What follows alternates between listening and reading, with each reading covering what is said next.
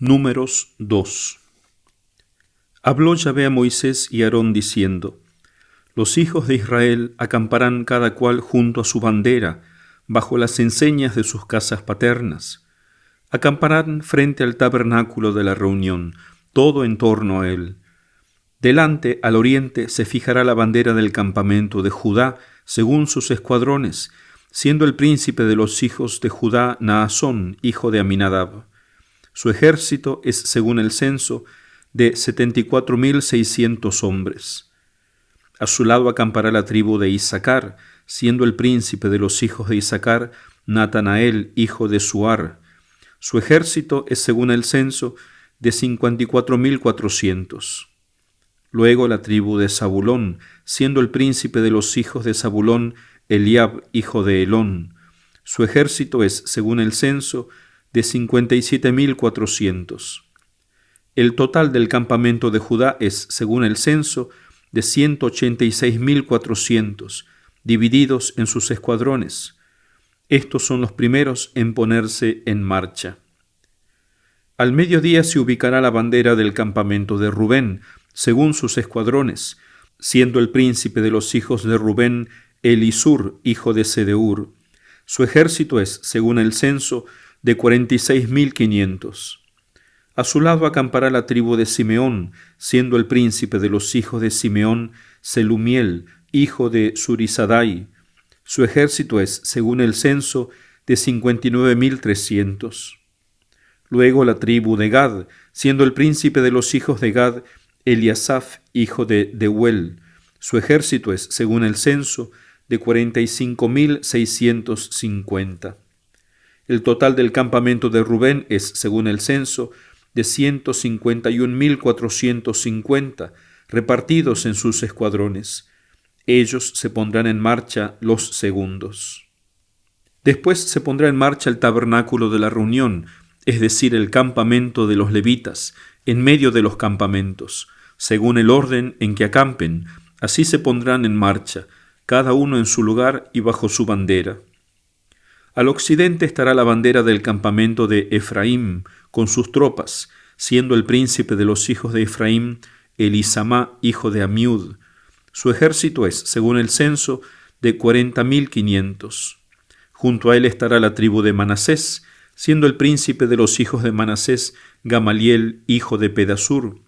Su ejército es, según el censo, de 32,200.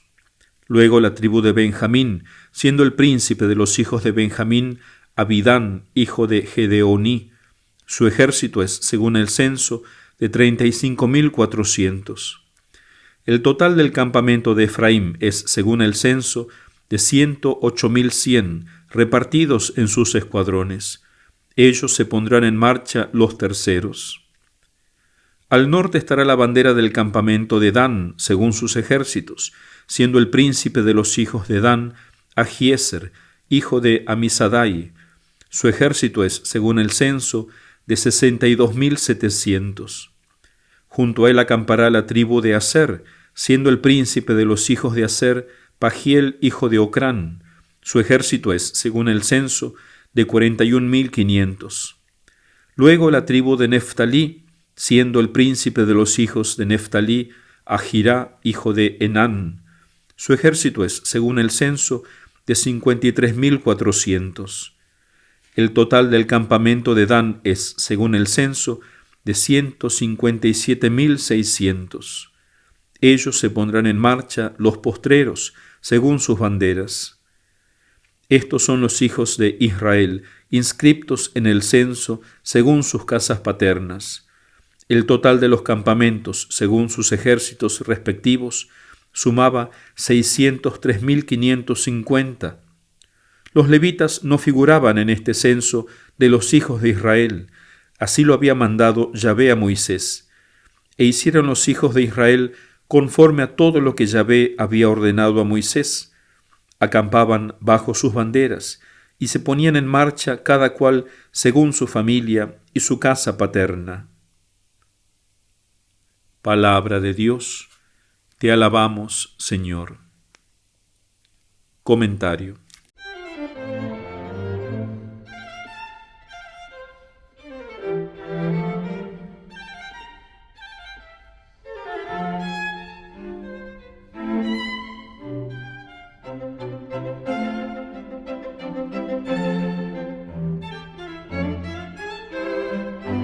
Una cosa que les propongo después de escuchar cada grabación es que se hagan 3 preguntas y, si es posible, que las escriban en un cuaderno de notas personales, porque eso ayuda mucho a desarrollar el pensamiento propio, a pensar mejor las ideas, a grabarlas.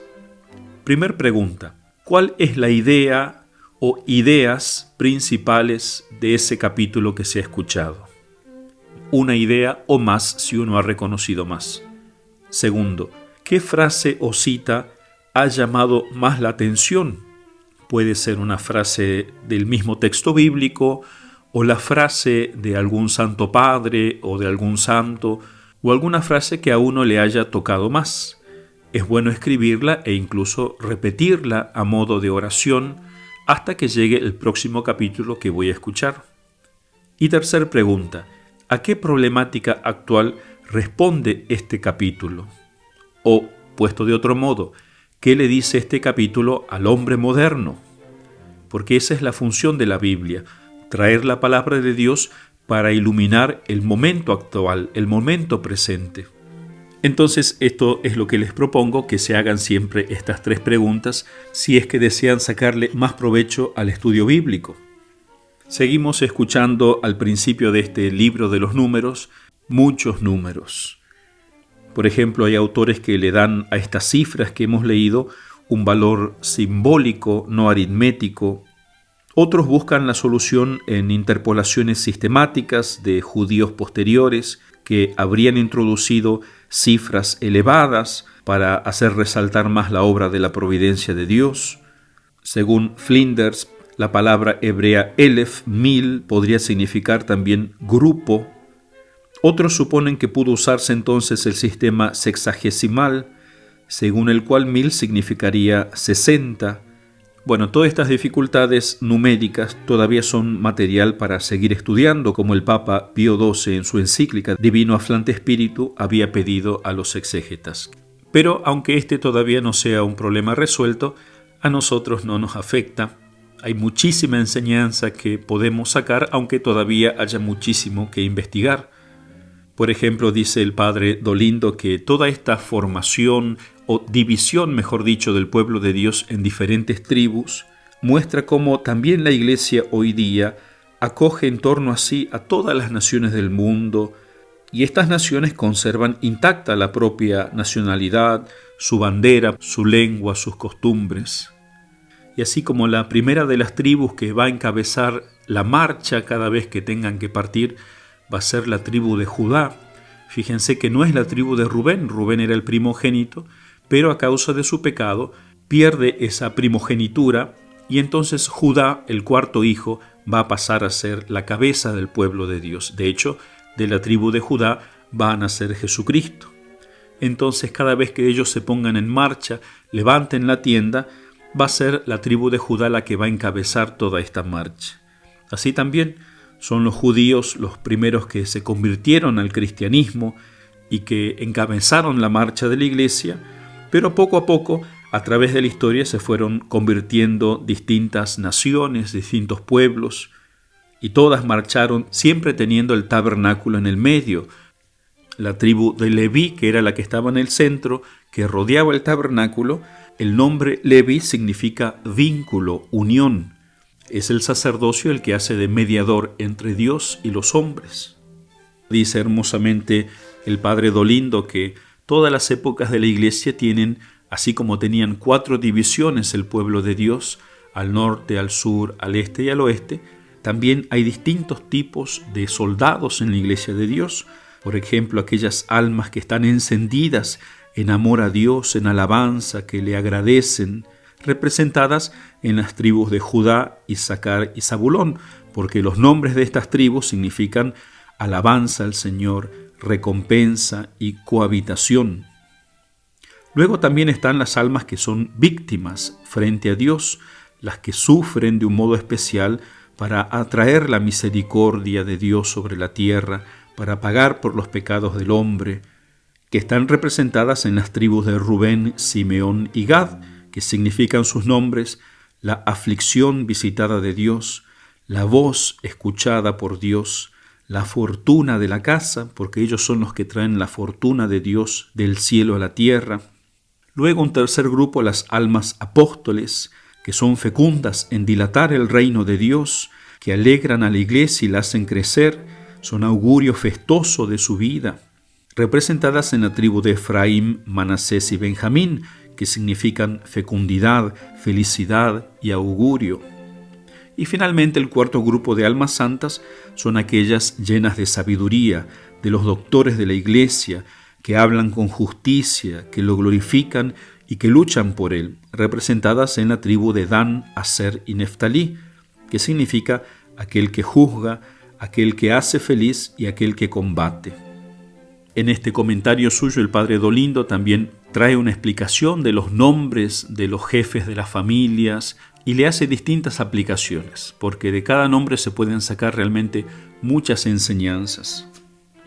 Entonces nosotros tenemos que luchar por ser parte de estas almas santas, ya sea que Dios nos llame a una vida de oración o a una vida particular de sufrimiento o una vida de apostolado o a una vida de estudio y de predicación del Evangelio, etc. Otra cosa que dice el padre Dolindo, nosotros también somos peregrinos en la tierra y nuestra alma pierde el camino cuando no se deja guiar por Dios, cuando nosotros caminamos en desorden, cuando no ponemos al centro de nuestra vida el tabernáculo eucarístico. Eso pasa con los católicos que no tienen la vida de la iglesia en el centro de su vida, la Santa Misa no es importante para ellos, no hablan con los sacerdotes, no se confiesan, no siguen la guía de aquellos que son los rectores. Marcha cada uno para su propio lado. Y por eso la iglesia en el mundo hoy día tiene tan poca fuerza, porque no marchamos unidos. Y miren lo que dice el padre Dolindo, que el mayor obstáculo a nuestra santificación es especialmente el desorden interior, cuando no trabajamos seriamente en tener una vida espiritual ordenada, sino que hacemos algunos actos buenos aquí y allá, algunos actos virtuosos, cuando estamos entusiasmados especialmente, o de vez en cuando hacemos una pequeña mortificación, pero no luchamos seriamente nuestros defectos, nuestros pecados. No basta con hacer una preguiera a veces un poco más larga cuando nos sentimos fervorosos, sino que hay que tener una vida de oración ordenada. Con ganas o sin ganas, todos los días tenemos que rezar, tenemos que perseverar, incluso en los momentos áridos cuando no sintamos devoción. Y luego de no apurarnos en querer ser santos, en querer ver ya los frutos de nuestra vida espiritual.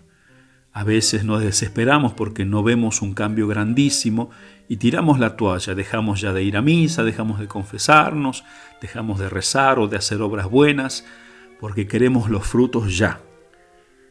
La santidad no se adquiere en un día. Tenemos que acostumbrarnos a ser pacientes con las miserias que nos rodean, nuestras y la de los demás. El que se desanima está alimentando su propio orgullo, porque quiere hacerse santo con poco, quiere verse santo, hermoso, y al no hacerlo, abandona la vida virtuosa. Pensemos que los hebreos, dice el padre Dolindo, empeñaron 40 años para llegar a la Tierra Santa. Por eso nuestro camino tiene que ser largo y penoso también, pero tiene que ser ordenado. Pongámosle orden a nuestra vida espiritual, a nuestra vida de oración, a nuestra vida de caridad, a la lucha contra el pecado. No llevemos una vida según los sentimientos solamente, moviéndose cuando mis sentimientos me mueven, no. Y vivamos sobre todo una vida en compañía de Jesús sacramentado, siempre teniendo el tabernáculo en el centro. Eso tenemos que aprender del pueblo de Dios. Cuando descansaban, todas se reunían alrededor del tabernáculo, siempre mirando al tabernáculo.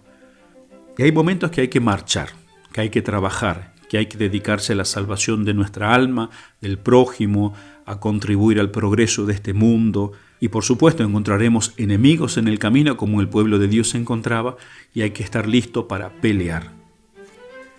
A veces no queremos marchar, queremos que nos dejen en paz, estoy tranquilo, respeten mi tiempo, mi privacidad. Pero en vez de estar mirando al tabernáculo, estamos encerrados en nosotros mismos, mirándonos como por así decir al espejo. corremos el riesgo de volvernos egoístas. Por eso aquí el pueblo de Dios no decidía cuándo se quedaba o cuándo marchaba.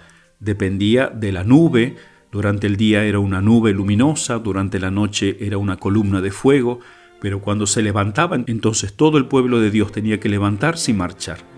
Cuando Dios quisiera, no cuando ellos querían. Así también nosotros, cada día Dios nos dará nuestro momento de oración, que nosotros podemos organizarlo, pero a veces Dios va a decir, adelante, ahora hay que levantarse y marchar. Hay que trabajar. No podemos estar siempre encerrados en nuestro mundo, especialmente hay que enseñarle eso a los hijos, que quieren pasarse todo el día en el teléfono, entretenidos, y creen que la felicidad es eso. No, no es encerrarse en uno mismo. La felicidad está en el ora et labora. En el estar, por supuesto, el tener nuestro tiempo de descanso, pero de modo especial descansar en Dios, dedicarle un tiempo a la oración, que ese sea el principal descanso, y después un tiempo también para marchar, para todos los días trabajar, luchar contra nuestros pecados, contra nuestros defectos, luchar por ayudar al prójimo, contra nuestra pereza. Todos los días hay que batallar. Entonces no hay que aislarse, somos una iglesia, tenemos que marchar juntos, ayudarnos, todas nuestras vocaciones están conexas. Mi felicidad también depende de que el otro crezca en la santidad. Si la otra persona empeora, también me afecta a mí, me hace mal. Por eso siempre tenemos que buscar de ayudarnos, o al menos de rezar los unos por los otros, especialmente por la conversión de los pecadores. Nos toca hoy hablar sobre el primer doctor de la Iglesia, que es San Ireneo de Lyon. Decimos que es el primero cronológicamente, aunque en realidad es el último doctor que ha sido nombrado por el Papa Francisco el 21 de enero del año pasado, 2022. Aunque se le llama San Ireneo de Lyon, que queda en Francia, él, sin embargo, es nacido en Oriente, o se cree que es nacido en Esmirna, que es la actual Turquía, entre los años 135 y 140, y además San Ireneo es uno de los santos padres apologetas. Miren, él fue discípulo de uno de los discípulos de los apóstoles, San Policarpo, que era discípulo del apóstol San Juan, nada más y nada menos. También lo conoció a San Papías y a otros discípulos del Señor. Todos estos que vivieron cerca de los apóstoles se llaman padres apostólicos. Luego vinieron aquellos que comenzaron a defender la fe contra los ataques. Las primeras herejías que nacieron se los llamaron los santos padres apologetas, o sea, defensores. Y finalmente, cuando acabaron esas grandes persecuciones, las 10 grandes persecuciones del Imperio Romano, aparecen los padres dogmáticos, que con un poco más de paz van a poner en orden la doctrina de la Iglesia y van a profundizarla con sus estudios, sus escritos, su prédica. Pero este San Ireneo es el único de los santos padres apologetas que ha sido nombrado doctor de la Iglesia. Él, habiendo aprendido la fe del mismo discípulo del apóstol San Juan, o sea, de San Policarpo, habiendo vivido la tradición que dejaron los apóstoles en Oriente, cuando luego fue mandado a la Galia, o sea, a la Francia, trajo toda esa riqueza que él había aprendido allí. Ya en el año 177 lo encontramos entre el colegio de los presbíteros, o sea, como sacerdote. En ese año es enviado por el obispo de Lyon a que vaya a Roma y le lleve una carta de la comunidad al Papa Eleuterio. Eso lo salvó, de hecho, de una de las persecuciones, la cuarta gran persecución del Imperio Romano, donde murió el obispo de Lyon. Por eso cuando regresó Ireneo a su pueblo, lo nombraron obispo. Pero en esa visita que él tuvo al Papa, aprovechó a informarse sobre todos los ritos, costumbres, las tradiciones que los apóstoles San Pedro y San Pablo habían enseñado a la Iglesia de Roma, a la Iglesia romana. Por eso, cuando comienza su tarea de obispo, no solamente va a mostrar su gran celo misionero, ocupándose de la vida de la Iglesia, de todos los problemas que un obispo tiene que enfrentar, sino también de predicar, que eso es lo más importante que hace un obispo, iluminar. De hecho, nos han llegado 2 escritos, uno que se llama Adversus Hereses, contra las herejías, que son 5 libros defendiendo la fe católica de los primeros ataques, de las primeras herejías. Y luego el segundo libro, que se llama La exposición de la predicación apostólica. donde él expone aquello que enseñaron los apóstoles, que incluso no está en la Biblia, pero que él había aprendido tanto en Oriente como en Occidente, en Roma, sobre las tradiciones y costumbres que los apóstoles enseñaron de palabra especialmente. Por eso este se puede considerar el catecismo de la doctrina cristiana más antiguo. En esa época la iglesia estaba amenazada por la gnosis, que es una doctrina que afirmaba que la fe que la iglesia enseña es simplemente un simbolismo, como cuentitos para la gente sencilla que no puede comprender las cosas difíciles. En cambio, los más intelectuales sí podrían comprender todo lo que está detrás de la doctrina católica. Ellos se llamaban los gnósticos justamente, o sea, una élite. Pero esta élite de intelectuales le gustaba casar la doctrina católica con los pensamientos de moda intelectuales en esa época. Algo que lamentablemente pasa también ahora.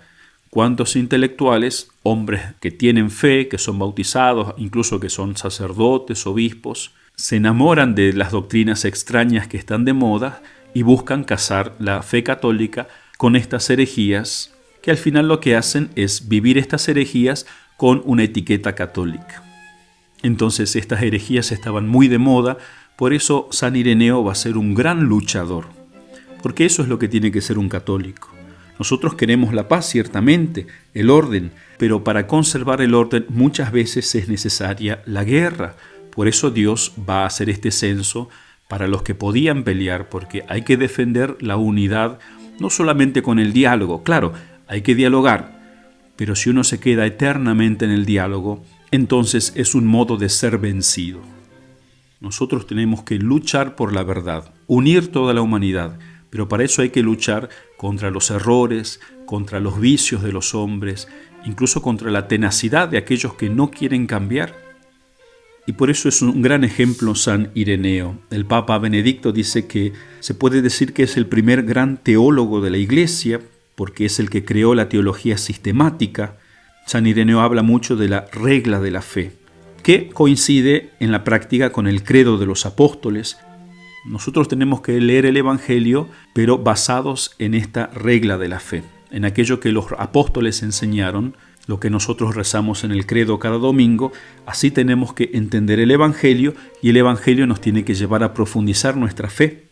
Pero si yo leo la Biblia y la entiendo a mi manera, sin seguir esta regla de la fe, me voy a extraviar. Voy a usar la Biblia realmente para canonizar mis caprichos, mis ideas, mis vicios. Por eso lo que nos enseña San Ireneo es ser fiel a lo que enseñaron los apóstoles, tanto por escrito como por palabra. Y esta fe se transmite, él dice, por los obispos de modo especial. Así como los levitas, especialmente los sacerdotes, tenían que custodiar la palabra de Dios y enseñarla al pueblo, así también el clero, el papa, tienen que estar siempre mirando al tabernáculo, o sea, alimentándose constantemente de la tradición apostólica y llevando eso a los fieles. Hoy se le pregunta a los fieles qué les parece la iglesia, qué hay que cambiar, lo cual está bien, porque también los feligreses son iluminados por el Espíritu Santo. Pero hay que recordar que, lamentablemente, ha fallado mucho el sacerdocio en educar al pueblo bien. El pueblo hoy en día está siendo más bien educado por los medios de comunicación, por el pensamiento de moda, y por eso, lamentablemente, muchas de las cosas que la gente dice, aunque es gente buena, pero gente con poco catecismo, son cosas que no están de acuerdo a la tradición apostólica. Entonces hay que volver a eso, que los sacerdotes sean cada vez más sacerdotes, que alimenten su fe de la tradición apostólica y que lleven eso al pueblo. Entonces el Espíritu Santo sí trabaja en todo el cuerpo. Entonces sí hay verdadera sinodalidad, si se quiere usar esa expresión. Una de las cosas que San Ireneo hizo y que hay que tener en cuenta siempre en este diálogo con las otras religiones es que en aquella época se había levantado en la Iglesia una cuestión muy reñida sobre qué día se tenía que celebrar la Pascua. Algunos querían celebrar la misma fecha según la ley vieja en la que celebran los judíos la Pascua, o sea, el día 14 de la luna de marzo. Pero por otra parte, el Papa San Víctor quería que se celebrase el primer domingo siguiente en que el Salvador había resucitado. Entonces San Ireneo, para zanjar esta cuestión, se puso en medio y escribió a todos los prelados y a las iglesias que se sujetasen a la iglesia romana, a lo que pedía el Papa San Víctor. ya que la Iglesia romana era maestra y cabeza de las demás. O sea, los obispos tienen su autoridad, por supuesto, en sus diócesis, pero todas tienen que trabajar juntas, unidas, estando sujetas a la cabeza máxima que es el Papa.